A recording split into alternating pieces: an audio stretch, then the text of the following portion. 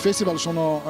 per i cortometraggi più che mai il solo strumento per mostrarli, perché non possono approdare in sala perché non hanno una durata che giustifichino uno spettacolo, per cui il corto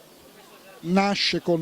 e vive grazie ai festival, per cui il Sardinian Film Festival diventa soprattutto per noi sardi una vetrina importante per vedere cose che si producono in giro per il mondo che altrimenti non vedremo. Io credo che questo mestiere sia fatto molto dall'esperienza, al di là delle idee che si possono avere è importantissimo misurarsi, sbagliare per poi non rifare magari gli stessi errori, e quindi quale occasione meglio di un cortometraggio dove non si ha manco la responsabilità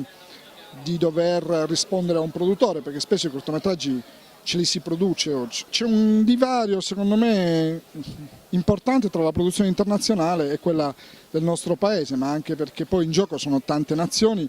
ma si vede anche come un'attitudine diversa nei confronti del cortometraggio. La sensazione che ho avuto vedendo soprattutto i prodotti italiani è che assomiglino a molta fiction che si vede in televisione, per cui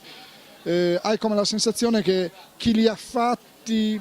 non veda l'ora in qualche modo di prendere parte a un processo produttivo più grande. Ci sono invece dei corti che arrivano da fuori dove senti che un'urgenza, una necessità di raccontare qualcosa anche con quella misura breve che non arriva al grande pubblico ma che senti che è fortemente voluta.